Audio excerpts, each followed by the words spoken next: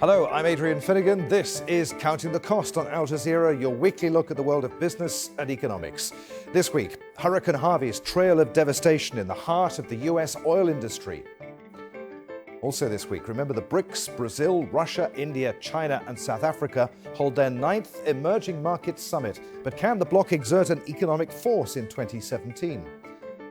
Plus, conservationists sound the alarm in the Amazon. A vast reserve in Brazil is at risk of being carved up by mining, and in neighboring Bolivia, a highway through a pristine rainforest is planned. All week long, we've been seeing footage of dazed evacuees gathering in flood shelters in the US state of Texas. Hurricane Harvey has forced nearly 2 million people from their homes in population-dense Houston, America's 4th largest metropolitan area. Scores of people have lost their lives, and the final bill for reconstruction that Texas will have to face in the weeks, months and years to come is still unclear. Preliminary estimates put the economic cost at $190 billion, making it the costliest natural disaster in US history. That figure amounts to a full 1% of US GDP. Many people with waterlogged homes and businesses have no flood insurance. And if you don't have any insurance, then charity and government aid from the taxpayer-funded Federal Emergency Management Agency is your only option. Well, the concentration of US energy assets in this low-lying area means that there are also big implications for the global oil and gas industry. Harvey swamped 1/3 of US refining capacity. It could be weeks before refineries return to full operation, so there are huge concerns about fuel supplies, and the US is the world's largest oil consumer. This explains why the price of refined products like gasoline are jumping higher. Prices for US crude, though, are headed in the other direction. That's because disruptions are keeping refineries from buying oil to make products like jet fuel, diesel and gasoline. Harvey, which was the most powerful storm to hit Texas in half a century, shut the Colonial Pipeline carrying fuel from the Gulf Coast refining hub to the East Coast, Europe and Mexico, who also import fuel from the Gulf of Mexico. And it's also worth noting, this is the first major storm to test US shale since drilling took off around a decade ago. The Permian Basin is the largest US shale field, and pipelines there have been shut. So big questions about how quickly that sector can make a comeback. Well, the petrochemical plant in Crosby is just one of many hazards that the Gulf Coast of Texas faces after Harvey. Even though it lies at the center of America's oil and gas industry, Houston has no zoning law and, according to watchdogs, minimal oversight on industrial pollution. As Shihab Ratanzi reports now, this all makes dealing with the aftermath of Harvey even more of a challenge. The Gulf Coast is full of neighborhoods like this one in Port Arthur, where children play among the smokestacks of refineries and petrochemical plants. Al Jazeera visited this town before it was flooded by Tropical Storm Harvey.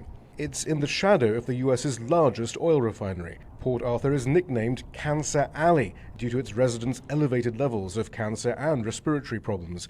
And despite Saudi Aramco's assertions that toxic emissions have been cut drastically at this plant, local residents aren't convinced. When I come outside and I hit a bell, I'd be like, oh, they released something. And I go in the house and close the door back. Harvey has meant the refinery has shut down, along with many other oil, gas and petrochemical installations on the Gulf. And when operations are halted, the companies then burn off excess chemicals straight into the air. Over the last few days, the Environmental Defense Fund has looked into these industries' filings to regulators and has calculated that more than 2 million pounds of hazardous fumes have been released into the air since Harvey. The problem is there's no way to independently verify those regulatory submissions. The region's air quality monitors were all switched off to avoid storm damage, and environmental groups are skeptical. I don't think that historically we can trust what industry is telling us in terms of what has been emitted. I think even if you look at the Exxon Baytown facility recent judgment in terms of violating the Clean Air Act over 16,000 times, I think that tells a very good story.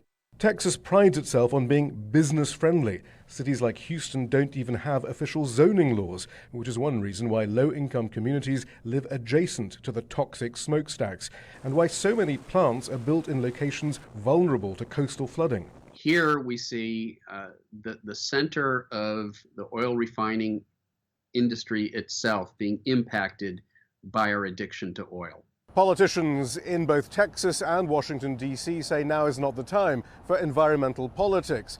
But a storm of Harvey's ferocity had long been predicted by climate scientists when the sky was clear, with little interest from those same politicians, which is why many argue now is exactly the time for a debate about regulation and climate change. Shia Britansi, Al Jazeera, Beaumont, Texas.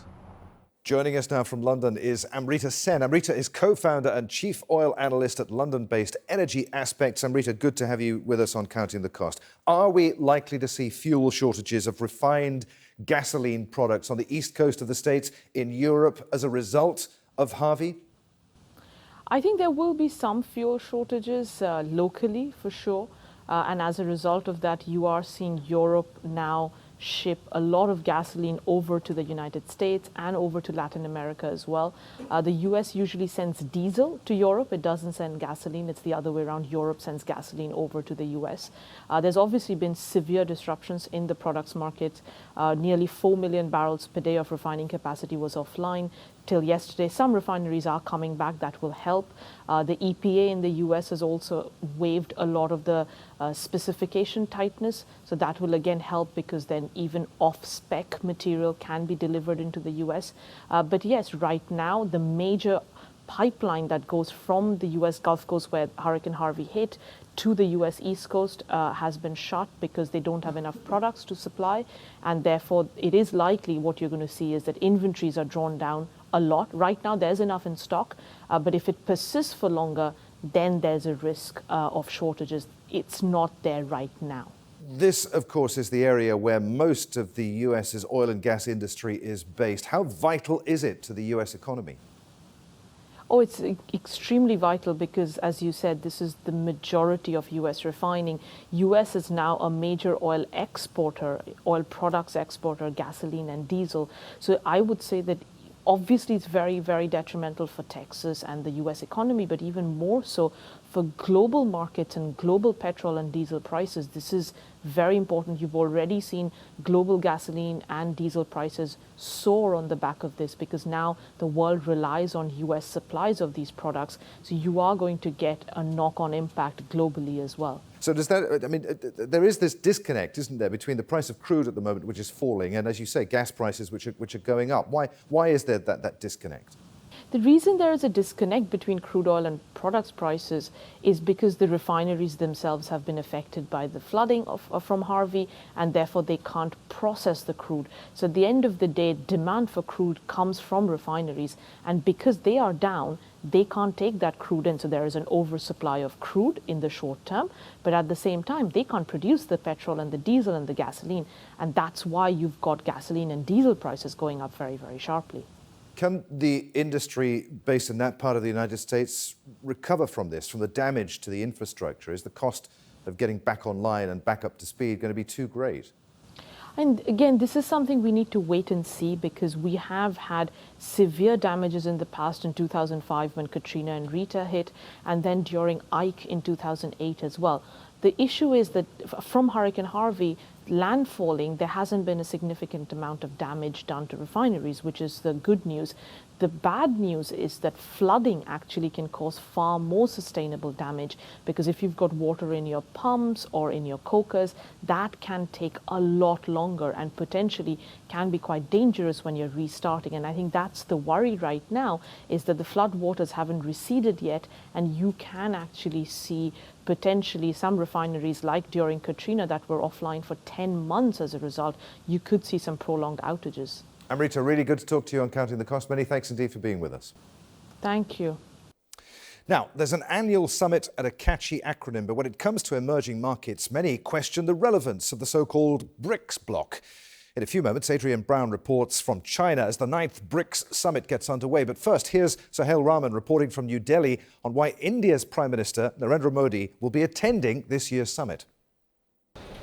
India has a $50 billion trade deficit because of products like this that are made in China, and the much wider market of electronic goods such as televisions, laptops and computers sold in markets like this. And that's what the Indian Prime Minister will want to address in his meetings with the other BRICS leaders in China over the weekend. India's position is very important because it also exports most of its manufactured goods abroad. And in the current international climate where the US is being quite protectionist and resistant to having international goods enter its market, the BRICS nations, including India, will want to try and find a way forward to break that embargo for the moment. However, India and China also need to try and talk politics on the sidelines of what's happening currently in the northeast of the country. The recent spat on the border between Bhutan and China has involved India, and such territorial disputes also have an impact on the economy of both countries. Both are powerhouses in Asia, and for the moment, their meeting in China will want to end with one that tells the rest of the world that they can certainly work together regardless of their diplomatic bumps. Back when BRICS held its first summit back in 2009, China's economic growth was double what it is now. But then, as now, many people are still confused about exactly what BRICS is. Well, simply, it's the acronym for 5 of the world's leading developing economies. That's Brazil, Russia, India, China, and South Africa. Now, on paper, this is a group with an awful lot of financial clout. They account for about 20% of global GDP and more than 40% of the world's population. Now, back in 2009, the group had the lofty aim of wanting to offer an alternative vision to the Western dominance of global affairs. This year, the organization has another bold aim to try to work out how to lift global economic growth. But it's going to be difficult. The organization is in trouble. All of its member countries have had a difficult 12 months, including China, which of course is the engine of global economic growth, and Russia and Brazil are only now emerging from recession. Potentially, though, there could be the most interest in what happens on the sidelines of this summit. Will China's president meet India's prime minister, now that the two countries appear to have temporarily resolved their tense border standoff? But China won't want relations with India to overshadow a conference that it believes is important not just for China, but also for the world. Joining us now from London is Alex Wolff. Alex is the senior emerging markets economist, usually based in Hong Kong, working with Standard Life Investments. Good to have you with us, Alex. What does China want to achieve by holding this summit? Well, the BRICS, it's a China-led initiative. And by hosting this summit and by resolving some of the differences they have with India, they're hoping, I think, to make progress, especially on the One Belt, One Road. That's what I think will probably be a primary focus. It's one of Xi Jinping's top priorities, and by bringing these countries together, especially India, it's the opportunity to make progress on that initiative. At the turn of the century, they were supposed to be, of course, the economic engines of the future, and as you've just pointed out, that hasn't been the case for various reasons. Which of these nations, though, do you think has the potential to meet the expectations that were placed upon them all back at the turn of the millennium? Well, I think China has in many ways met the expectations that were put on China, especially if you go back to the year 2000 and the start of this millennia. They've experienced extremely rapid growth. They've raised incomes. They have moved up the value chain, and they have now assumed a much larger responsibility in global affairs, both economic and geopolitical. I think looking forward, India has to be the one that you're looking at. From a demographic perspective, it's roughly where China was when it experienced its boom in terms of growing labor supply.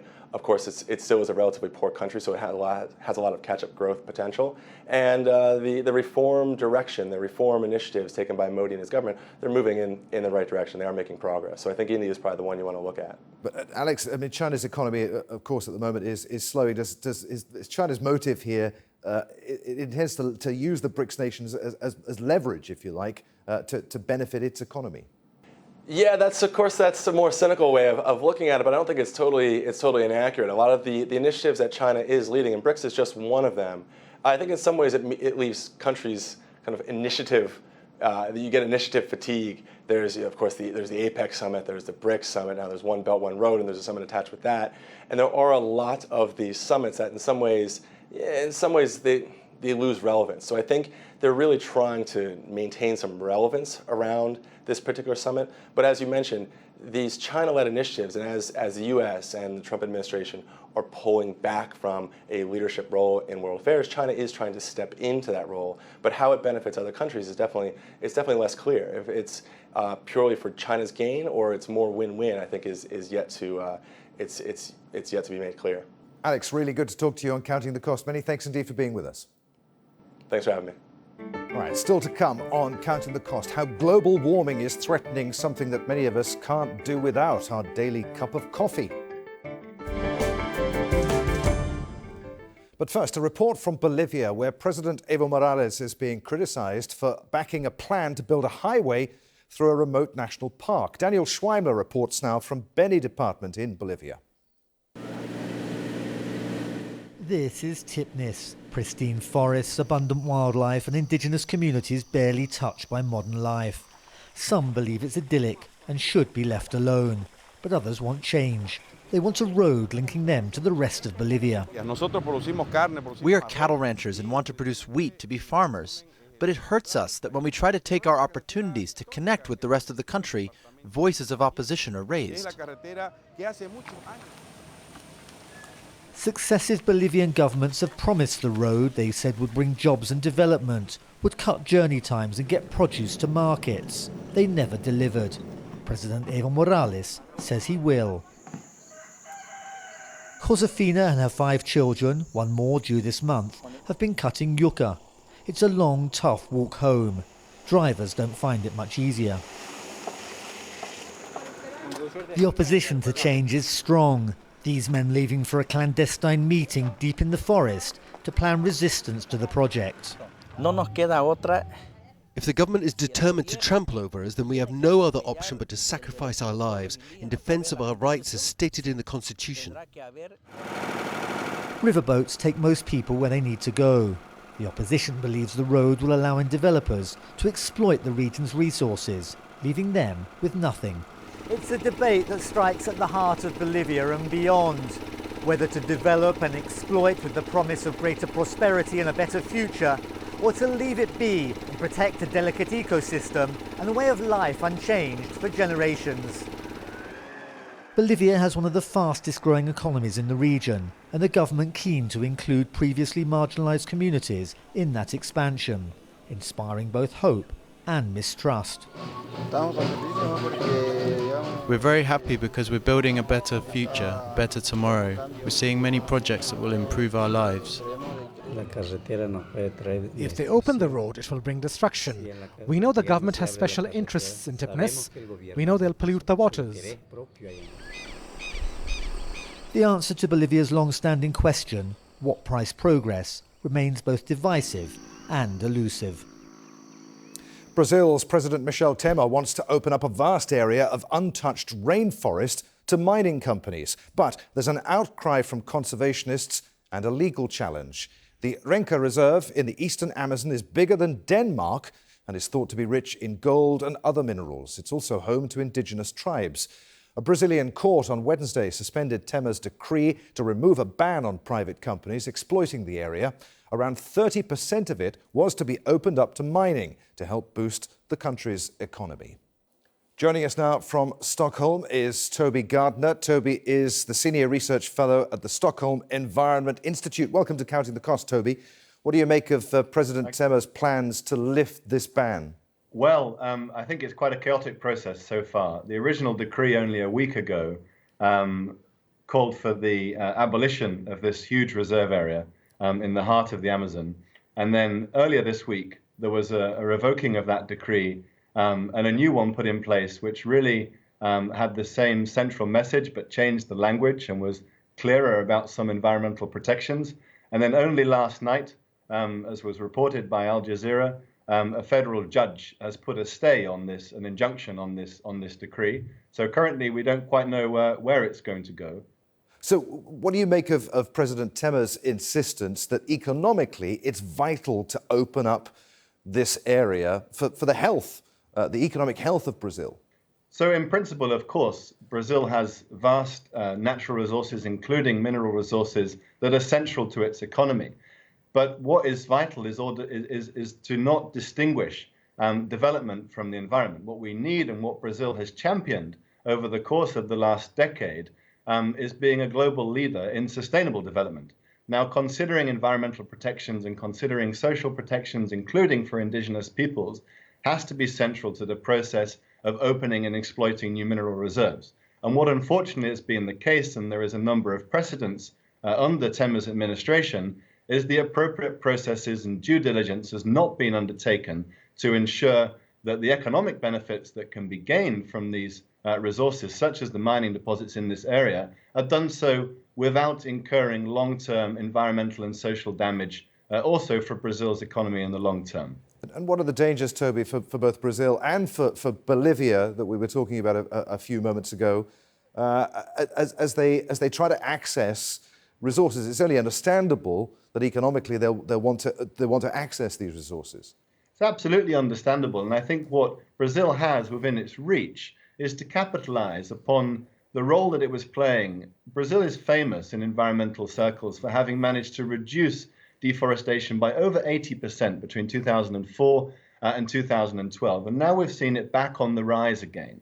And there's been a series of measures and presidential decrees that have been adopted by the Temer government that have overwritten decades of careful public engagement and due diligence processes to set in place a set of environmental protections that can ensure that the environment is protected whilst also allowing economic activities to take place. And what we need to see is that Brazil to be able to retake that mantle of environmental leadership once more and demonstrate that economic development can take place without incurring long-term environmental and social damage that will undermine the short-term benefits that mines such as this can deliver. Toby, really good to talk to you on Counting the Cost. Many thanks indeed for being with us. Thank you very much. Now, Dara Khosrowshahi, Uber's new chief, wants to transform the ride-hailing company into a publicly listed one. But don't hold your breath. He's aiming to do it sometime between 2019 and 2021. Khosrowshahi, who was previously head of Expedia, was officially appointed Uber CEO only this week. The top spot at the company has been vacant since June after a series of sexual harassment scandals and months of turmoil. Uber is a venture capital-backed company at the moment, estimated to be worth around $68 billion. Finally this week, global warming is threatening something that many of us just can't do without our daily cup of coffee. Scientists say that rising temperatures are making more places unsuitable for plantations. The effects are already being felt in Ethiopia, the world's fifth largest producer, from where Charles Stratford reports. Kebede Germano has been growing coffee for more than 20 years. But longer dry seasons, which experts say are a symptom of global warming, are an increasing concern for the 15 million Ethiopian farmers like him who rely on coffee for their livelihood. The amount of coffee we can produce is fluctuating, especially when there is a lot of sun during the dry seasons in recent years.